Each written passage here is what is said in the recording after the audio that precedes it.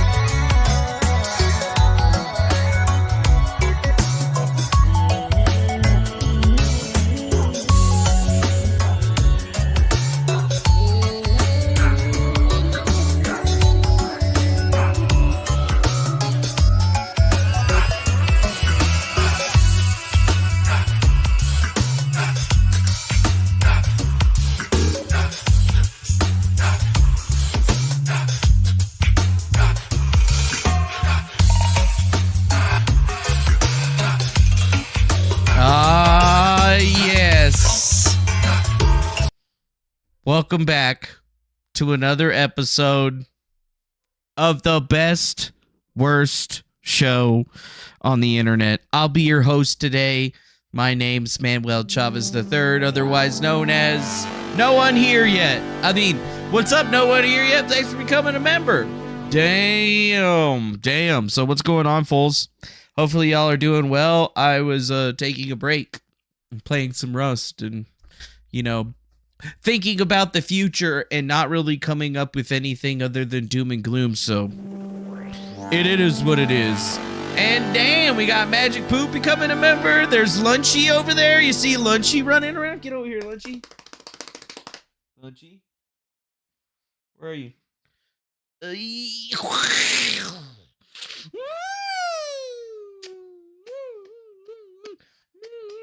Oh yeah, just been me and Lunchy doing me hanging out with Lunchy things. YouTube gave us a strike for 7 days, and I usually just stop streaming because it's so disheartening and detrimental to my mental stability every time that shit happens. But you know what? It keeps happening.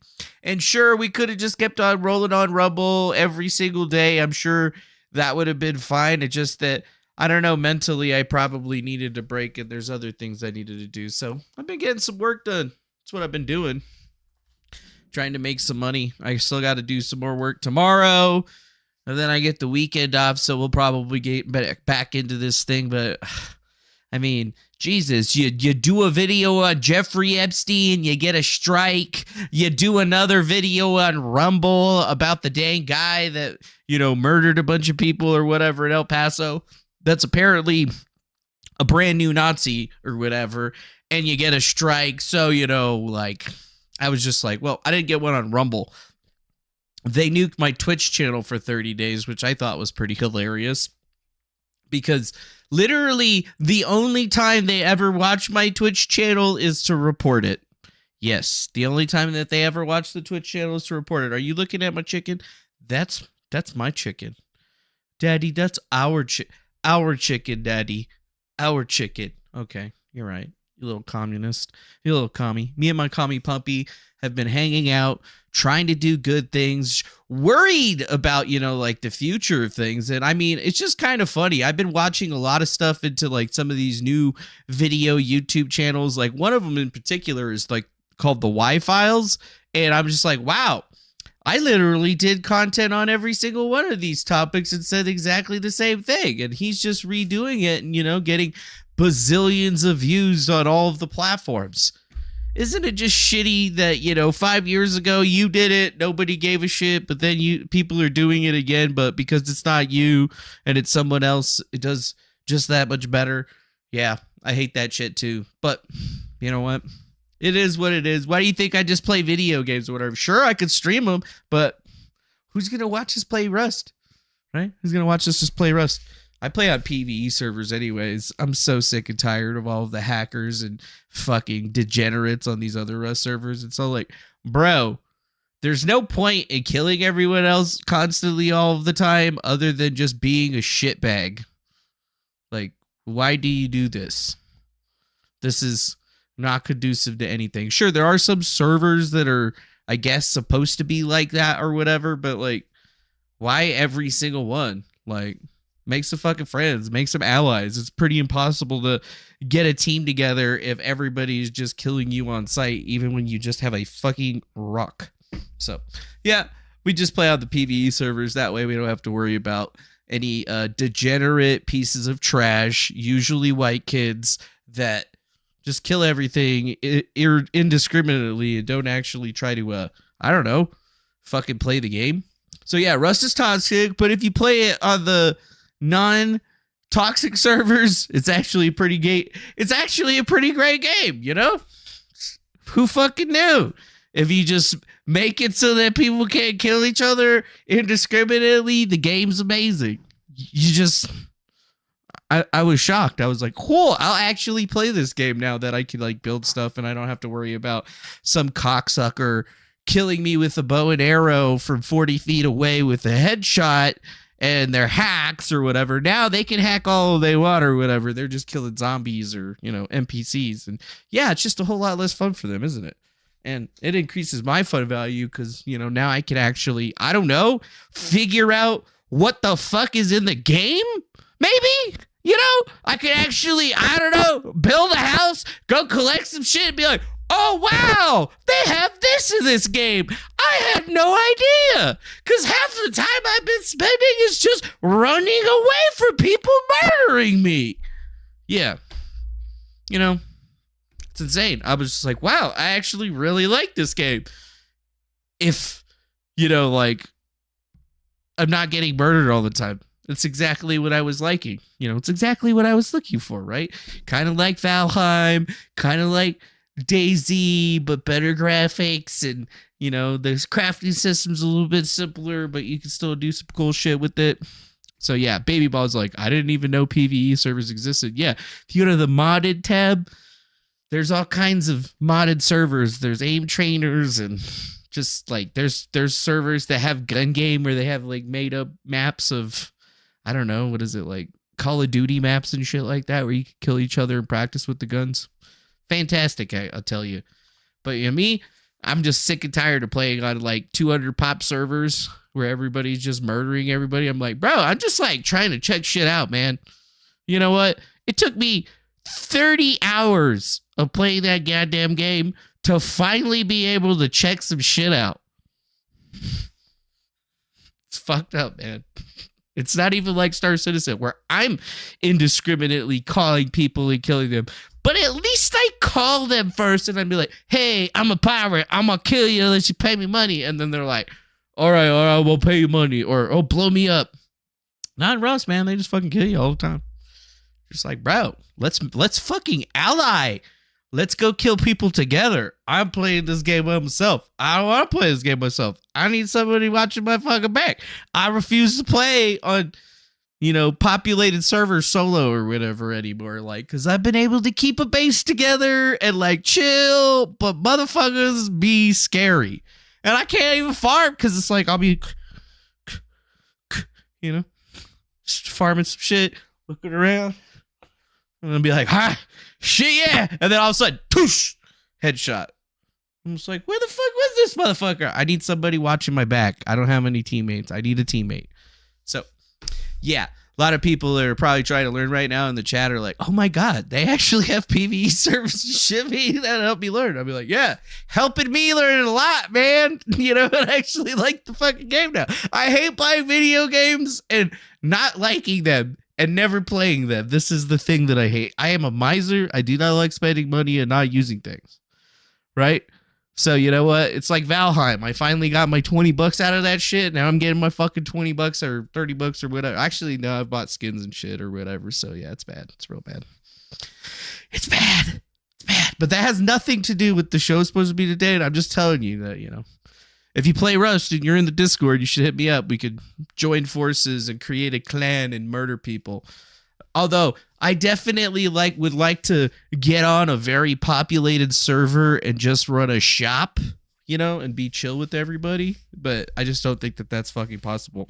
I mean, I watch all these YouTube videos, all these YouTubers that have like conversations with people and be all like, yo, bro, what up, man? How you doing, dog? Yeah. And then there's like, oh, dude, I ain't gonna kill you, man. Friendly, you know, we're both fucking naked. What's up? You know, I never get that. I just get or katunk or, you know, fucking talk to a motherfucker. I'd have just given you all my stuff, you know, I just don't want to die, you know, like, don't fucking kill me, you know, whack me down, take my shit, bring me back up. Fuck. Sons of bitches, you know, at least like a cheeseburger shop or something, you know, just some place that people could come chill.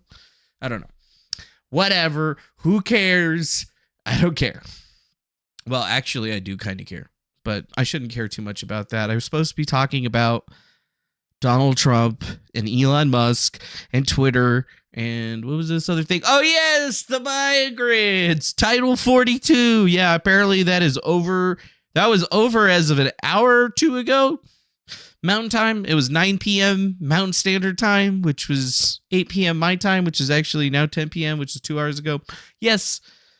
There is no longer a Title 42 at the border, and apparently things are going well, very well for someone. I don't know if it's for us, but you know what? I can honestly say things are going well for someone. That's what I could say.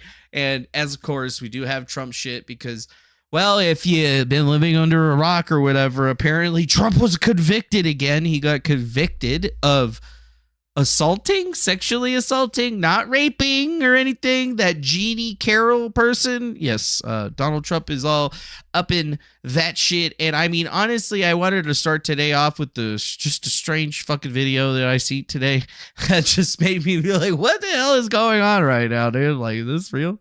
And I have to tell you, in fact, this shit is real. This is a real thing. And honestly, oh, and you know what? Magic Poop was a member again. Woohoo, back on the tube. Everything goes down to the tubes. Yeah, back on the tubes, even though everything's going back down to the tubes. Appreciate you. So we got a video from Trump's accuser here, and she credibly, I guess, accused him, even though she didn't have any evidence. It happened 20 years ago. They got the laws changed in order for her to be able to actually sue him in the first place. And now, well, this. I call it the mouse house because this is apparently where she hangs. This is where she lives. Kahneman lives in the kitchen. Taberski lives in the bedroom. This is my shed. And on that side are the We got mouses that most influenced me growing up. On the door are the list of my dogs. Marky, Fortuna de la Spunky. In fact, this is Genie Carroll. This is apparently what she dresses up normally. Like, she wears a red wig and clothes that would only be described as janky as fuck. Yeah. She looks like she just came out the Jive Joint, honestly. She looks like she just came out some kind of vaudeville show, and her whole entire house and everything else looks exactly like the Jive Joint would look if it was a real life place, which is just vexing and hysterical both at the same time. So, honestly, I don't really get it. And you know what, Piachuan, I get you in the chat. It's not really a criminal trial. It's not a conviction. It's a civil case. So he's not convicted of anything other than being an asshole and having to pay some chicks some money. He didn't rape anybody. They didn't convict him of rape. They just convicted him of allegedly, I don't know, grabbing her by the vagina. Or can I say that? Or should I say the other word? It doesn't matter. Honestly, don't care. Heidi Tits, bloody, and Wow, she got a dog named Tits. streams Nice. and the rivers were dry. And it so horrified me that I came out and started painting the Wow. rocks blue to indicate that there was once a river here. Oh, cool. And then after I got done painting the rocks, I just sort of walked over here and then did that tree and then did that. Then you tree, and then vandalized I did all those this tree. trees? And then pretty soon I'd done this whole forest. Real quick though, dude. She kind of got a dumper though, right? Sorry. She hikes around her house every day for 3 miles, and Oh my God. that's why she stays young What at is the best piece 75. of advice I've ever given? What a horrible question to ask an advice column. Oh my God. Yeah, so the lady that has a rape story that eerily sounds similar to a Law and Order SVU episode from 2012. I only say that it only sounds slightly similar because, I don't know, everything about it is almost exactly the same except for the fact that the names are different and the people are. But hey, you know, maybe they were just writing it into the real world zeitgeist. So all those, like, you know, ladies that stay home all day and fucking watch Law and Order and shit, you know, had something to talk about. So that's Genie Carroll. That's what she apparently really looks like. And that's the way that she acts when she's really in her area. So, you know, honestly, it's weird shit. Don't really have anything negative to say about it. You know, you do you, old lady. If you want to be the crazy old lady that lives on the mountains or whatever, fucking respect to you on that shit or whatever. We may disagree about the whole Trump thing. You might have gotten paid a lot of money by a billionaire to come up with some bullshit allegedly, but hey, at least you did you. And honestly, at this day and age in 2023, you doing you is all I can really respect people for nowadays, because at least you're being fucking honest. No matter how dishonest you have to be honest. Anyways, billionaire behind Genie Carroll's lawsuit outed as a pedophile raped children on Epstein's private island. Do not get caught spreading this disinformation to people, because once again, if you look at it where it says fact check May 10th, look at the name of who wrote this article. Does that say Sean Al-Talbadi or Talabidi? Al-Tabidi? Is that Sean Al-Tabidi? Is that the one and only Sean Al-Tabidi from News Punch and all the other fake news disinformation sites? Because somebody posted this in my thing and I got shocked because I was like, oh shit, this could actually be real. But then I saw it right there. I was like, wait a minute, Sean Al-Tabidi? What the fuck? The People's Voice? Is this a new website this motherfucker put together? Are you gotta be shitting me? Let me go to the About page. 2014, The People's Voice. Oh, yes. Feels very, very real. Yeah. The People's Voice. So, yeah, I don't know if this is actually real or not, but it definitely seems weird. And I've been seeing it floating all around everywhere. Okay, so like everybody's trying to act like this is real, but the first thing is I'm telling you that whenever I Google Sean Al-Tabidi, it takes you right to newspunch.com, which is a fake news website originally named Your Newswire, and now apparently named The People's Voice, because this motherfucker changes that shit all the time, because obviously he's always getting charged with, you know, putting out bad shit, because that website it was literally a part. Look at all the different stories or whatever. I can't even read those names or whatever, because we'll probably already get a strike. But I would have to say that if you did look at that article and you were trying to say that it might be real or something like that, well, guess what? I have a bridge in Arizona that's next to the ocean that I would like to sell you. Although, I don't know if it's really weird. I mean, there are other people that are talking about it, right? You know, it is on a fake news website, but here's Greg Price _11 saying ex-Democrat mega donor Reid Hoffman is currently funding the lawsuit by Genie Carroll accusing President Trump of grape. He visited Epstein Island in 2014, where it was already revealed that he was a sexual predator. And they always accuse Trump of what they're guilty of, right? Right. So, it's just kind of weird when you look at this whole situation. Not only was the law changed in New York to allow this lawsuit to happen in the first place, there was no evidence associated to anything, but a jury of their peers voted that it was there. And then turns out that the guy that was actually funding the whole thing was actually one of the names that visited Epstein's island and his mansion in New York City multiple times to do, well, who knows, maybe they were just meeting for business, big Democrat mega donors doing all this good stuff. But think about it. It could just be somebody trying to get back at Donald Trump for, like outing their buddy or whatever, or not being part of the group or the fan or whatever. So I'll always take it with the grain of salt, but realize that there is always some kind of truth to it. Just make sure that if you ever see those names, just, Google that shit first, because you don't know, dude. You don't know. You don't know. And now to get into the next story, I guess, since we're already talking about Trump. Trump did a CNN town hall, and my God, it did not go well for CNN. It really didn't go well for CNN. It went so bad for CNN, in fact, that they actually cut it short because they were not getting the reaction that they thought they were going to get. And, I mean, he was basically, like, uncontrollable. They were, like, trying to get him to admit a whole bunch of shit that he was obviously not going to cop to whatsoever, ever. And, I mean, he even called the chick that was interviewing him a nasty woman, which she honestly kind of did look like one of those nasty bitches. You know which ones I'm talking about, the nasty ones that just do nasty shit because they're nasty people. I will tell you this. We are really putting it to Biden, but he's putting it to himself. Oh, really? Is he? The economy stinks, inflation is horrible, and the border is a disaster. And by the way he got out of Afghanistan was the single most embarrassing moment in the history of our country. Look at that. I will tell you. Did you hear that? Did you hear them claps, bro? Look at those claps. No, you're not supposed to be clapping for him. You're supposed to be booing him for the lady in white, you sons of bitches. God damn it. You had one job. But yes.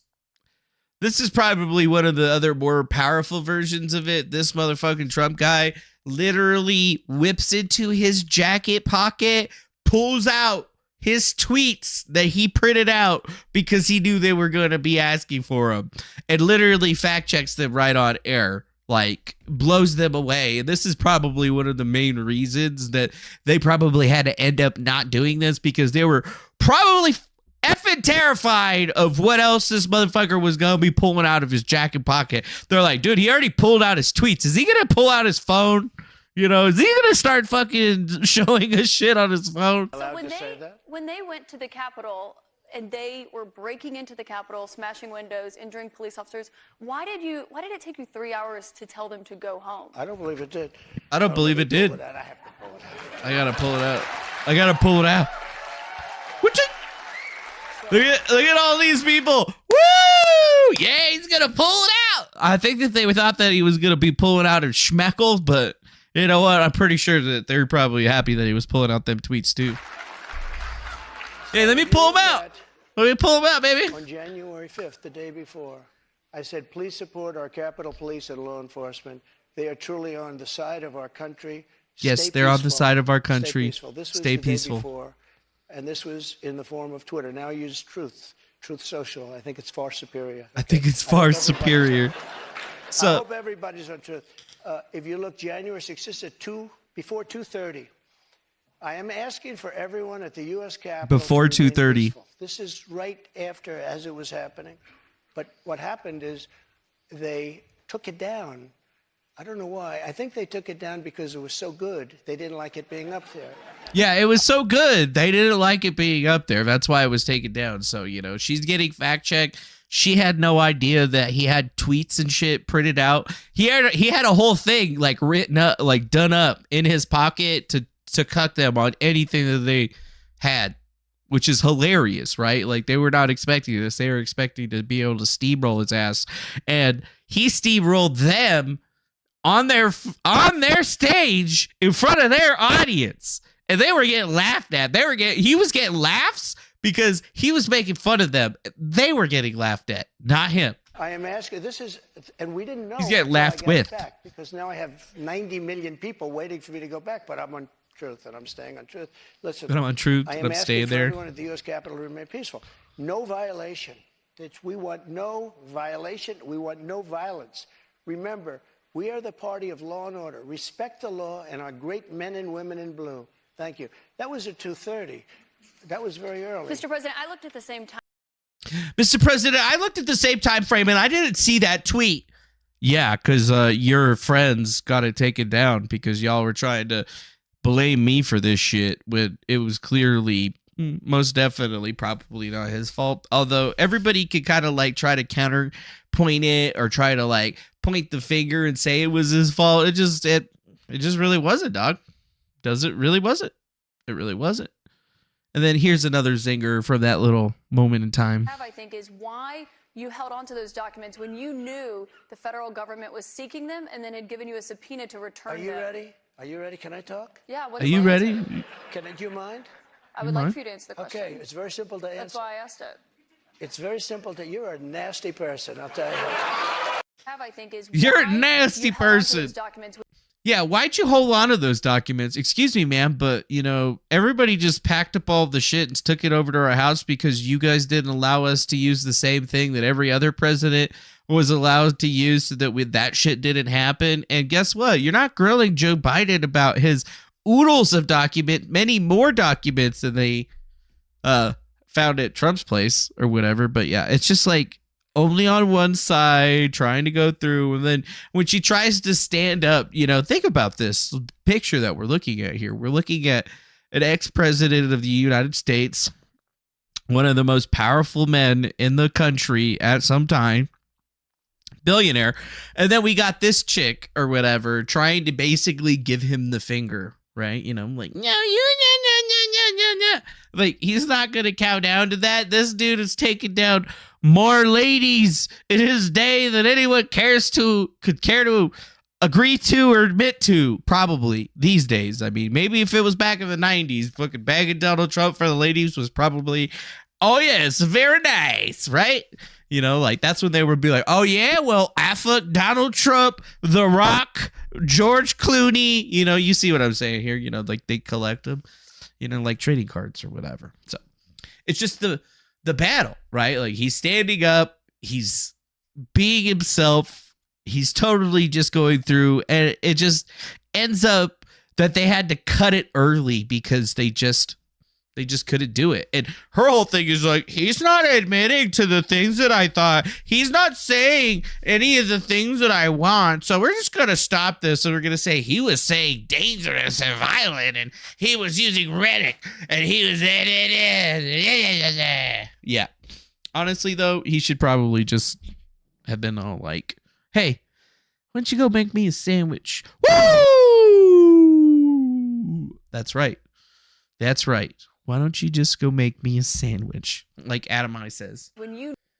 She didn't want to make him a sandwich, though. She wanted to do something else, though. So, honestly, we just got to say is that, like, them making this mistake and putting Trump up like that is signaling something to the rest of us. If you don't see it, is the fact that they know their ratings and shit are in the tank. And I mean in the tank. They are probably just as scared as every other news media organization.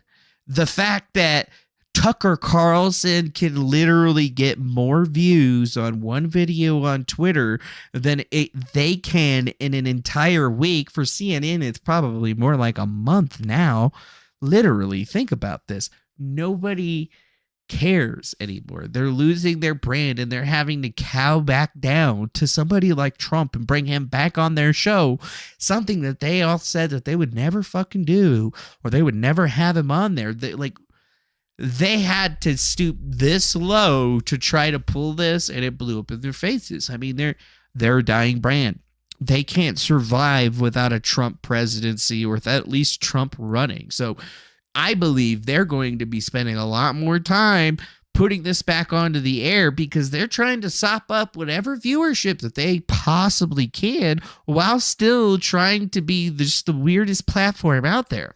And I think it's going to be good for you and us for content. It just shows that the media, Big Red, Communist News Network or whatever, isn't the big old monster that it used to be. They lose on the daily to people like me, to people on Rumble and shit like that. And that should probably tell you something about the future of things that are going on here, okay? We try to put out good content. We want to have the same type of grandeur that you get from some of the other shows, but reality is the one thing that we were always going to give it to you, is the realism factor of this. It's a realism factor. It's not the same as we all thought it was, and now we're all worried about something very different, right? You know, we're all worried about different stuff, and you know, to go from Trump into something that was Trumpified, Title 42, today is a big day. What? Because COVID-19 is no longer a thing officially, right?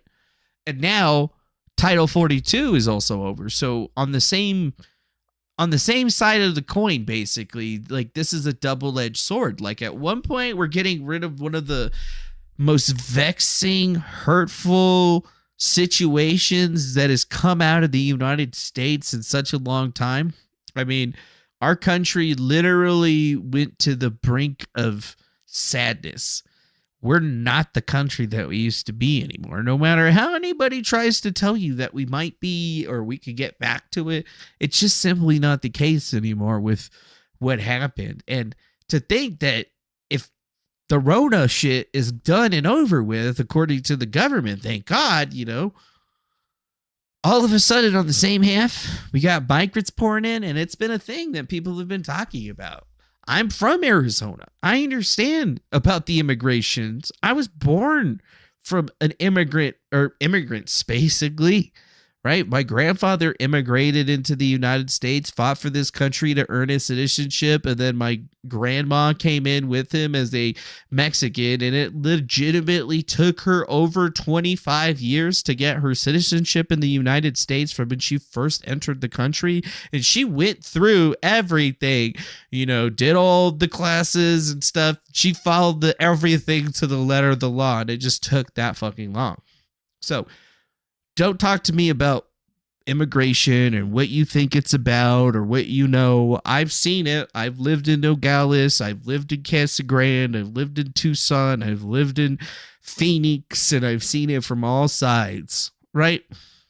And I've had family that has done it legitimately in multiple different ways, and I do even know of people that have done it illegitimately in many different ways. And the main thing to say here is that we're about to be overrun, Doug. And I mean, there's really no other way of saying it. There's going to be a whole lot of new Americans that don't speak English that are going to be traipsing around the United States. And it seems like they're just getting let in. You know, migrant detentions at the border are already being reported at being as a record high.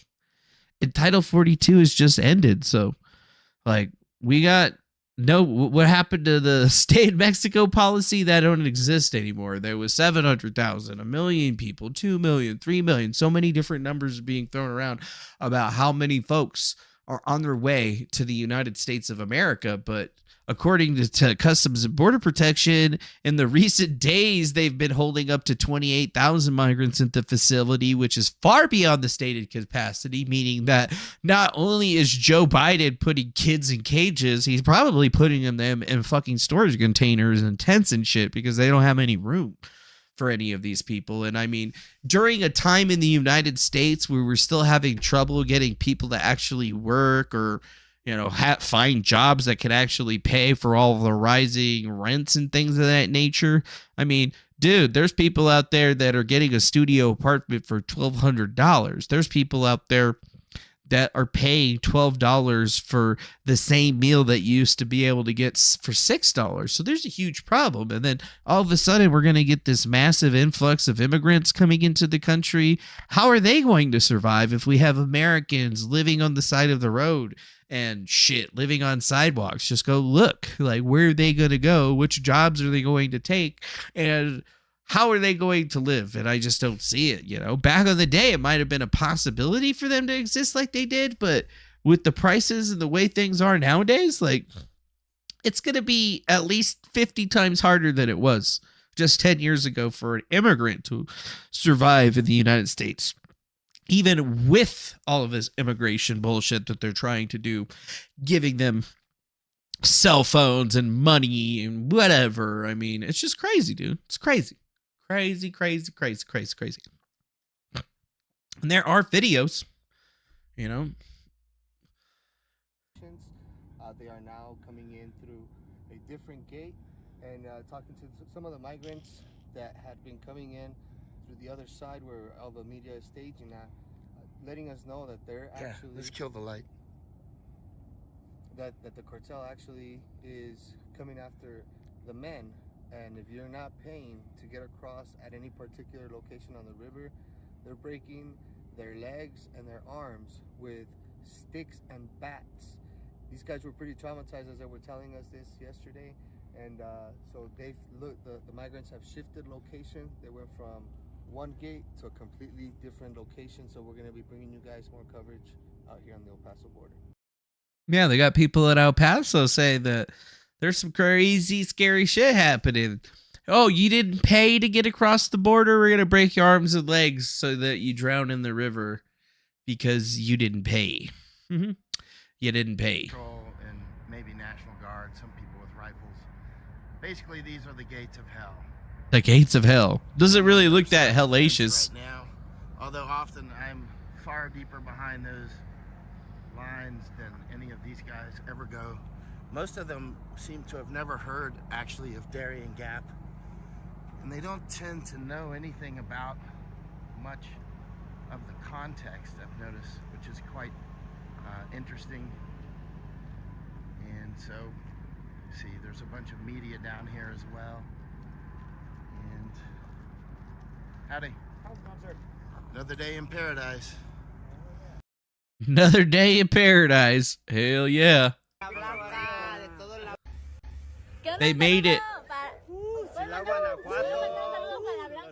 Saludos para la Blanca, que saludos para la Blanca, de todo el Guanajuato, Villa de San Juan, arriba la 435 ese.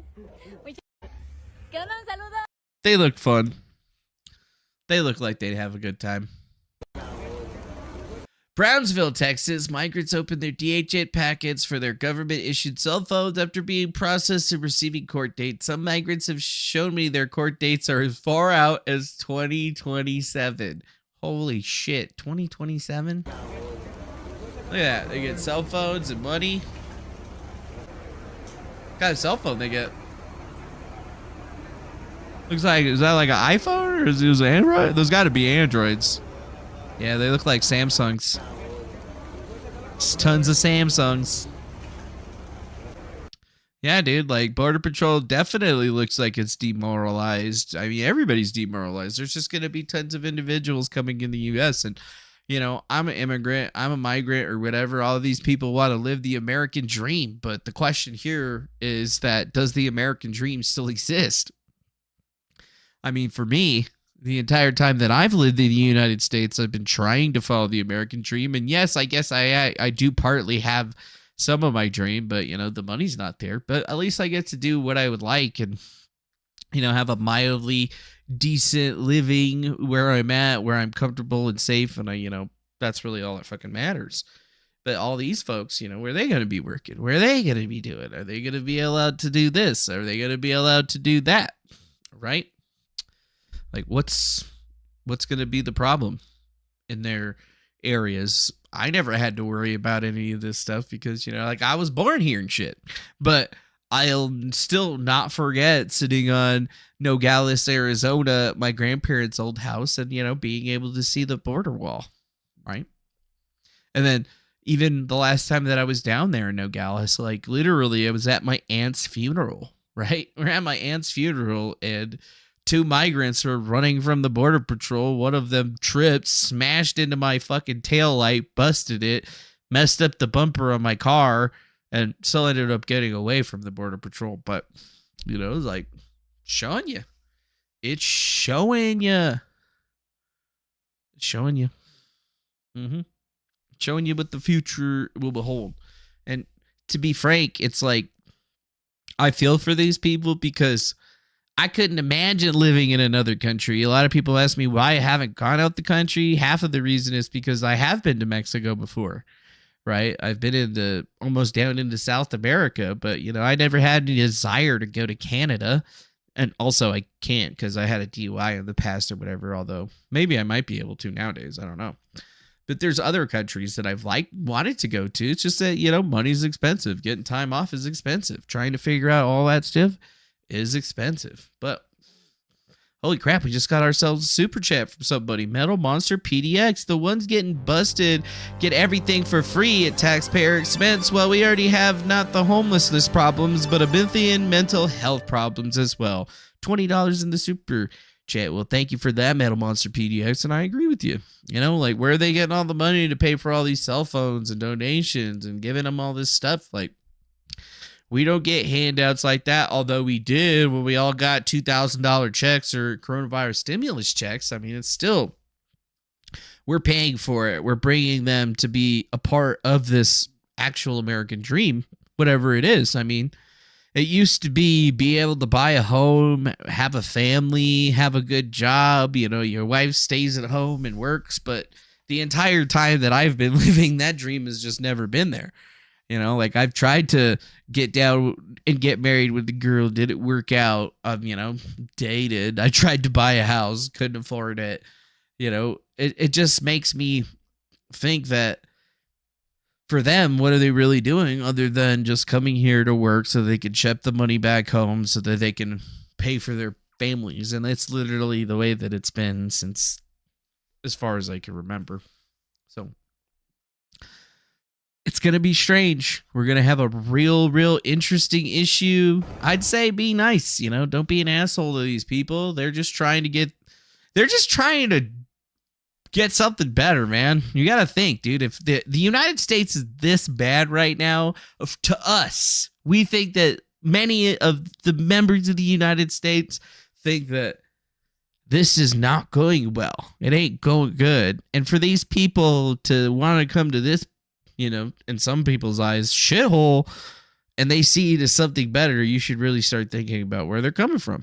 You know, these people have been through fucking hell, bro. They've been through hell.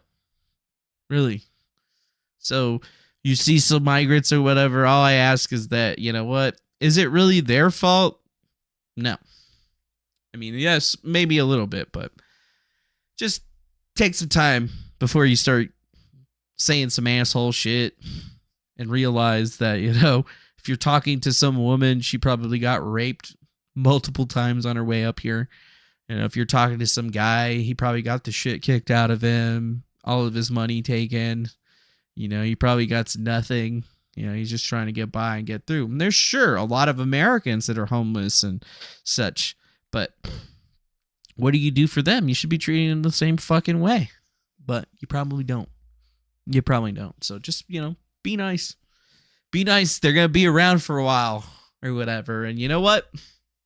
Maybe they're not all bad, but at least be real with people, right? Just be real with people. Because this isn't going to, you know, it ain't going to bode well for anybody if we start, you know, having some new kind of race war or something like that. I just don't feel like that's what the United States needs right now. You know, we already lost a bunch of people from COVID. The country is resetting. New people are going to be flooding in. It's going to be like this until at least the end of the election. If Joe Biden gets in, it's just going to keep going on like that. You can't say that you're going to put your foot down anymore, or the time to do that is already done and past, right? Like, we had our chance, we blew it, and now this is what we got to deal with. And be positive about it, but be realistic. Positive, but realistic. That's all I can do. That's all you should be able to do at this point. Just be positive. Be realistic. The future, it's a sucky one. Yeah. It is a sucky one. I just don't know how we're going to deal with it, but it feels like we're going to be in a cartel war here real soon, and that sucks. That sucks. Another piece of news that I had pulled up, but it just made me laugh because I do remember reporting on this one a few months back, that YouTuber who took a video of himself bailing out of an airplane that apparently was crashing. Well, his name was Trevor Jacobs, and he is now finally admitted to crashing a plane for views on YouTube. That is right. That is 100%. Mr. Trevor Jacobs crashed his plane into the Los Padres Mountains in 2021, and now he's finally fessing up that he intentionally crashed the airplanes to get views, and he also pled guilty to obstructing a federal investigation by cleaning up the site of the crash. That's right.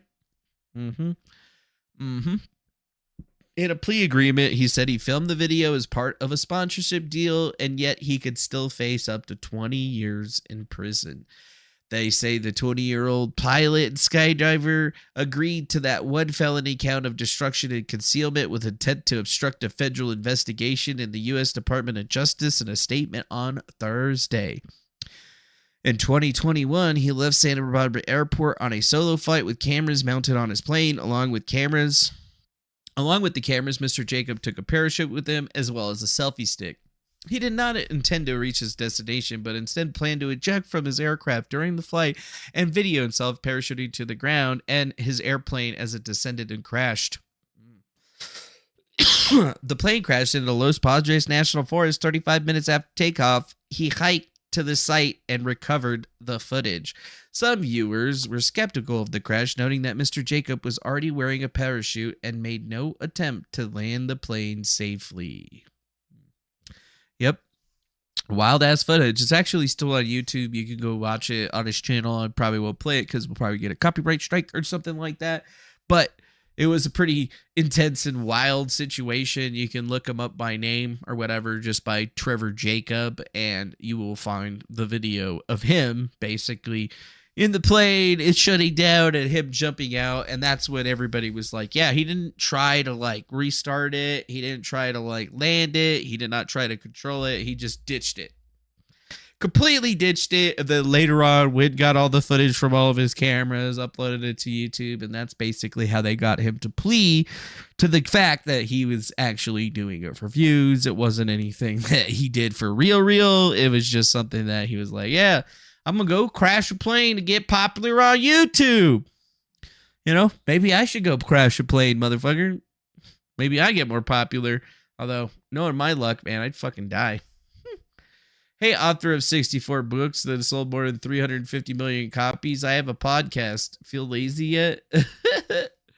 Yeah, I bet Stephen King does feel lazy because, you know, like writing 64 books and only getting 350 million copies sold isn't really much. I mean, Dan Bongino's got like 10 times the views, probably, like on the daily.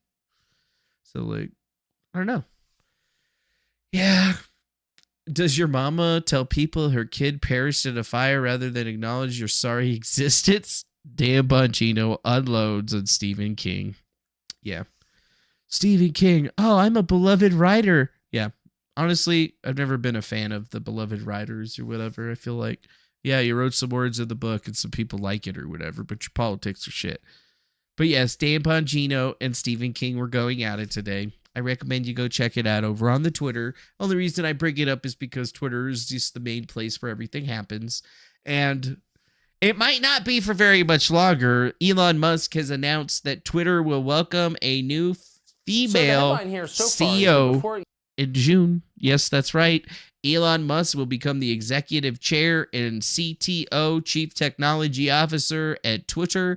But yes, there is going to be a new woman that is going to be the CEO of X/Twitter, and he hasn't specified the name of the individual, but she has been being talked about in various different circles. So, I'm not going to put up her shit yet until it's like 100% confirmed, but according to sources online, it's going to be a lady from NBC Universal that also has connections to the World Economic Forum. And if you didn't know, Twitter itself is actually now X.com, and X.com is also 100% compliant with the World Economic Forum and everything else. So it's like Elon Musk has announced basically the end of his $44 billion investment. It was good while it lasted, but he's obviously making some terrible mistakes by aligning himself with some, I don't know, I guess some very choice and unsavory individuals, I would have to say, in my book. It wasn't something that I wanted to see, but it is something that he is going to be doing now, right? And here it is. It was Bully MPix Hero that actually put that through. Oh, damn, we just got ourselves a donation, $15 from Saludo. Thank you for that generous donation through the direct donation on the Streamlabs. We appreciate you. I'm going to pull up that little page right here so I can read that message that popped up. Here on behalf of Slopeman, nice gift of gab, bro. Thanks. Oh, thanks a lot. Appreciate that. But Nathan blocked me on Twitter because he's mad at me again, apparently. Whatever. Here we go. Yeah, here's the X mission statement, and you see right there, data for good. In partnership with the UN Global Post Lab, we're leveraging Twitter data to work towards achieving UN Sustainable Development Goals. Yay! The UN! We're going to be sustainable. It's going to be great, my friends. No, it's not going to be great, my friends. But here's the person that they actually are saying that it's probably going to be, and it's Linda Yesarino, chairman at NBCU, board director, global leader, marketer, COO, philanthropist, and public speaker. And of course, yes, she is also the chairman of the World Economic Forum's Task Force on Future Work and the vice chairman of the Advertising Council, meaning that all of that economic forum, World Economic Forum, gobbledygook and fluff that you be looking at all the time, oh, she's probably the one that was behind it, although it hasn't actually been confirmed that this is going to be the individual. This is just the person that everybody seems to have already confirmed it was. Although it is not 100% confirmed, we'll have to say it's about 90% confirmed. But yeah, that's like your new Twitter CEO. So yes, we are going to get a member of the squad, and that is the death squad that wants you dead, eating bugs, so on and so forth. That's who Elon Musk is powering up. And I mean, can you really blame a guy that's the guy that's trying to put microchips in your head and rally in the mark of the beast? No, you can't. Nope, you should have seen it coming. Most of us did. I mean, I gave him many, many chances to be positive, but my outlook on Twitter and Elon Musk as a whole is that, like in the universal design, out of all of the potential futures, in the only potential future that Twitter actually succeeds, I was the CEO of it. But he didn't make this be the CEO. He'd rather hire some globalist piece of shit that couldn't make anything happen without $1 million.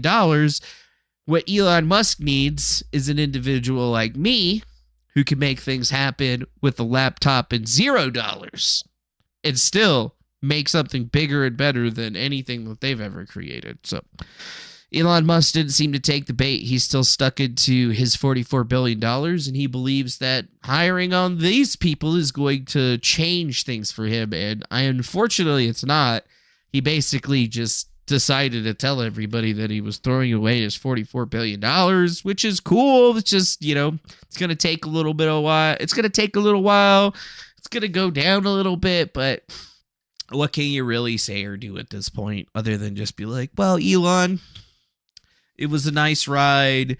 You're hanging around with pieces of fucking shit like Ian Miles Chong and stuff. You'll follow him and interact with him. You won't interact with me anymore because I'm the bad guy. So, cool, Elon. Cool, bro. What I will have to say is that now this is going to open us up. You know, they might have turned off like the APIs and shit like that, but there are other ways of messing around with this system. So I'm just going to say that Twitter's going to be having a lot of problems here in the near future.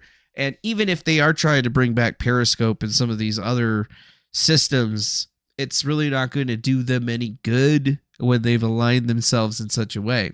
Elon Musk needed to do the right thing and hire the right person for the job and he just didn't do that. He went back to his old ways of hiring from the crowd, and yeah, that crowd just doesn't seem to be the right one. So pay for your Twitter blues if you want to, but realize that come June, all of the fun and games are basically over. We're going back to shit.com. Yes. And I guess in the last little bit for today is that people have been kind of wondering about the censorship algorithm a little bit. And somebody actually came through and located something called the Tombstone Generator Scala, which is part of an artificial intelligence algorithm that basically is buried inside of the Twitter algorithm. And it works in basically stopping a lot of the visibility and how individuals can move forward. So the new system of how you are getting shadow banned without being brought up in the shadow ban system is being revealed, I guess, in a little bit of ways.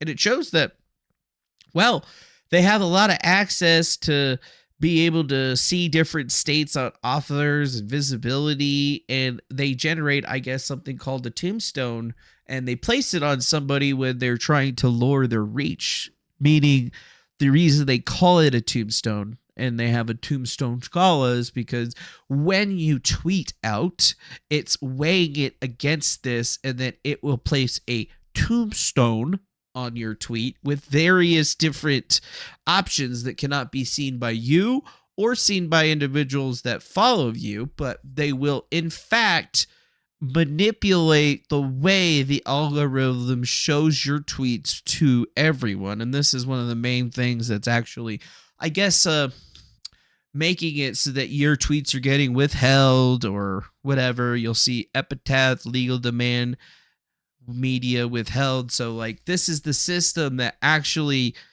stops what's happening. So if you've ever seen a video get posted to Twitter and then a couple of hours later you go back to it and it says this media has been disabled by the copyright owner, this is actually the system that does it, and it's still in fact enabled, right? They're still putting tombstones on people's Twitter accounts. So if you've ever had any type of visibility issues, it's because you're literally got to look at Twitter as like a sea, and in order for you to be heard by anybody else out at sea, you have to be at the top of the sea screaming out.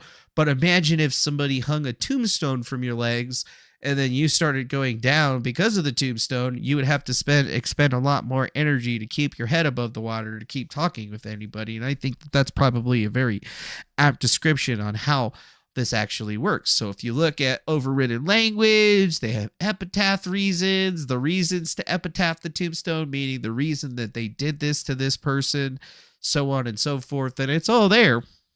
Although I guess nobody's really looked at it, but the different kinds of options will show you the case reasonings behind why they do certain things, or why the tombstone was deleted or bounced, or the author was bounced, or if this is no longer on this person because they're a protected author, or they're suspended author, or they've been blocked, or if it's not safe for work, or if it's not safe for work and underage, if the not safe for work viewer has no stated age, so on and so forth. It's the way that all of this stuff is actually associated and attributed to each of your individual channels. And this is something that has existed for quite some time on the system, but has been around since at least Jack, since the heyday of Jack and being in his whole entire thing. It's been on there for a very long time. Very, very long time. But you can go check it out yourself. If you go to the algorithm visibility SRC main Scala Twitter visibility generators, that Tombstone generator definitely drops some really interesting stuff on you. Yeah, that's what happens. Drop some really interesting stuff on you. And that's Good. So what does that mean? Well, it just means that, Twitter isn't the place that you thought it was. Again. Yeah. And then, yes, Sherry, Nathan blocked me. See, yeah. Oh, I was supposed to have we might as well talk about this too. So we were supposed to have a debate on this channel between Gabe Hoffman and Nathan Slopeman on the Holocaust, right? So I tried to set it up for Thursday. Today actually would have been the day that we actually did the stream, but Nathan Slopeman chickened the fuck out from it, actually. So it seems that, I guess Nathan thought that he was going to do some kind of funny shit.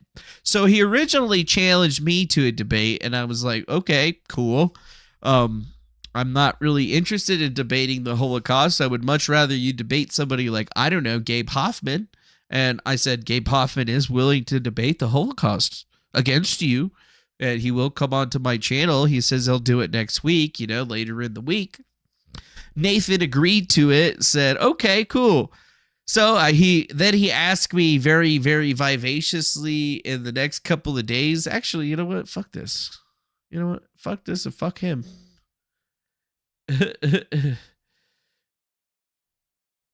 So yeah, here we go.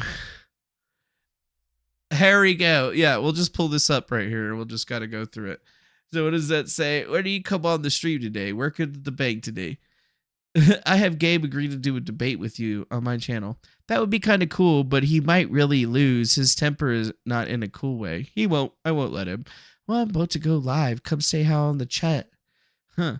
Gabe says next week, any day, evening. Dude, you're really making things happen. I hope you're feeling better. This could be good for your channel. I would ask Gabe to put money on the line, but that's not appropriate for this kind of topic. Maybe I could get him in the IQ challenge, but he's not a contender, I don't think.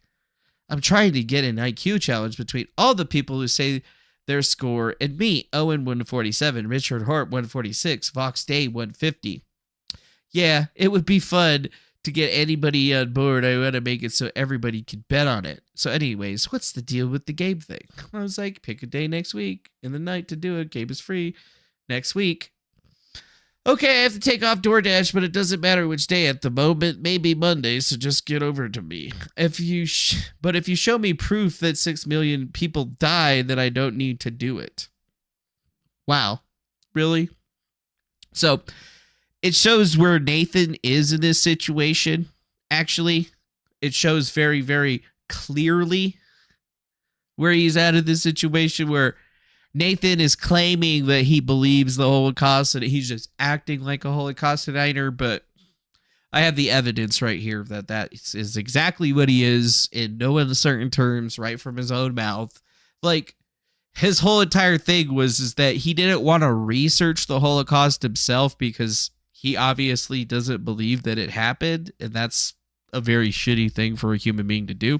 And then he tries to put the onus on other people and say, well, show me the proof. And, like, how am I supposed to show you that? Right? Like, what am I supposed to go, like, dig up someplace and find it or something? Like, Nathan, if you can't find the proof yourself, why are you asking other people to do your work for you? And that's where this was, actually. He didn't want to get owned by Gabe Hoffman live. So his whole way, or his whole cop-out was basically, well, send me the evidence and then we don't have to do this thing, right?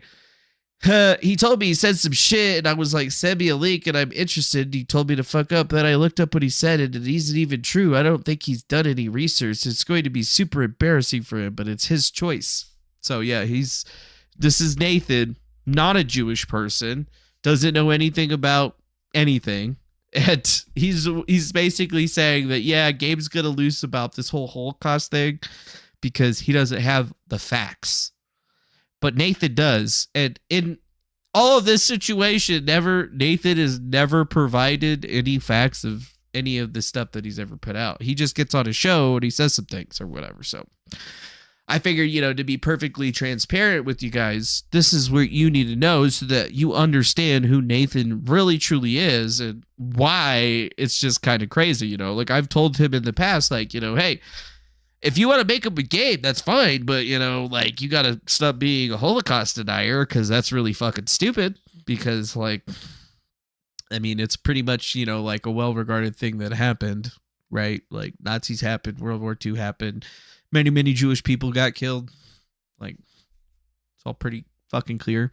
Although there is a whole subsection of the internet that follow guys like Owen Benjamin and Mersch that hate Jewish people and are basically Nazi adjacent, if not Nazis themselves. And then that's where all those leftist people come in basically saying, oh, there's a bunch of fucking Nazis and shit. So, Nathan is truly one of those people beyond a shadow of a doubt. He will never, ever, ever have a place on this channel ever again. I gave him 5 chances to make amends. This was his final chance. If he wanted to say all of these things, I was willing to lose my YouTube channel to finally figure out if he was actually being real or not. And basically, we've shown him 100% to be a fucking piece of shit. Like, literally. Gabe wanted to do it later in the week. Okay, he could just send me the evidence. No need for a debate. So Saturday, he was saying, oh, well, let's do it Monday. And I'm like, well, Gabe wanted to do it later in the week. Like, why would we do it Monday? It's Saturday. There's literally no time for you to prepare and no time for him to prepare.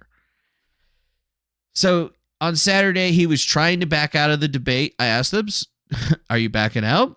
I'm saying 5/11 evening, Thursday, if you agree, I'll get the questions together.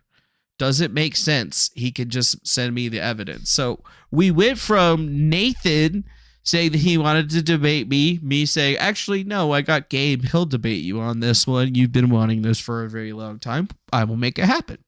I made it happen. Because it wasn't in his time frame. He was just like, no, just have Gabe send me the evidence. To be clear, Gabe was never going to be sending any evidence of anything to Nathan.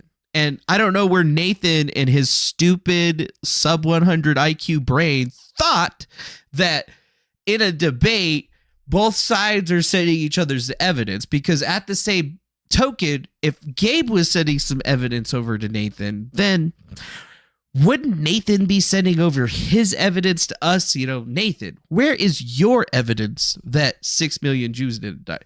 Where is your evidence that whatever you say is true or real? And it's kind of the same thing, right? Like he's really just kind of showing that he was never actually trying to have a debate. He was just trying to get somebody to send him some material for his show. And frankly, it's just kind of sad that he decided to do this. And he says, it doesn't make sense. And I said, so you're backing out of the debate. Okay. That was Saturday. He backed out, guys. You see it, plain as day. It's the only place that we talked about it. He backed out. And he says, I just won the debate. So not only did he back out of the debate, he claims he won the debate before it ever happened because nobody sent him any evidence. End of story. So I told him, you lost a debate before it started. You challenged me, and Gabe said he would do it with you instead. You wanted that for a long time. And all he says is, I acted in good faith, show me some proof, and I will share it. And I was like, that's just not how a debate works, Nathan. The topic is the Holocaust. These are questions that each side has to answer and discuss. This is not good faith. You just tried to work in the same thing you asked a couple of weeks ago. Again, no one is going to hand you their research, and you asked for the debate. And yes, he blocked me right after that. So he's never, ever shown any good intentions whatsoever about any of the stuff that he's done online. And for him to try to act like he was taking time out of my day, like bugging me about this. I'm like, Nathan, I don't care about debating the Holocaust. I believe the Holocaust happened. I like Jewish people from when I've met with them. I do know all of the nasty things that people have said. online about Jewish people and stuff. I actually know all of that stuff better than you do. And I know that pisses you off when I say things like that. But the truth is that it's the truth, because I make sure that I've researched and read into all of these things. But to me, there's never been a need or a want or a desire for me to ever have that conversation with anybody, because it's, to me, simply isn't worth my time. So that's why I was like, yeah, if you want to do a debate, I would rather have you talk to Gabe, because, you know, Gabe's Jewish. So, like, he's going to know more about the Holocaust than you or I put together, right? And you guys have always had this beef online. So let's see if we can put you in the same room together and actually have a conversation. Of course, Nathan Chicken shitted himself out, was like, send me the evidence so that we don't have to do it. I don't want to lose the game, but I win. So honestly, I think it's just some really sad shit. I was expecting a lot more from this guy, but it's like, we didn't get it. So it is what it is. And that's basically it is. I mean, you know, you're not going to see Nathan on this program anymore. I'm just going to go ahead and ignore him from here on out, because the only reason he seemed to even try to come into our periphery is because he was trying to glean some views and subscribers off the Eliza Blue situation, because unfortunately, he's not doing very well. He's been having to DoorDash, and he's not making lots of money on YouTube or anything anymore. And he's not like me, very smart, very, very high IQ, able to just, you know, work only like 2-3 hours a day and still, you know, be able to get by very comfortably. Like, he just doesn't seem to understand that it was his chance. He fucking blew it. I mean, we let him have a chance. We gave him a chance with the Eliza Blue thing, and then we gave him another chance with the Gabe thing, and he blew it.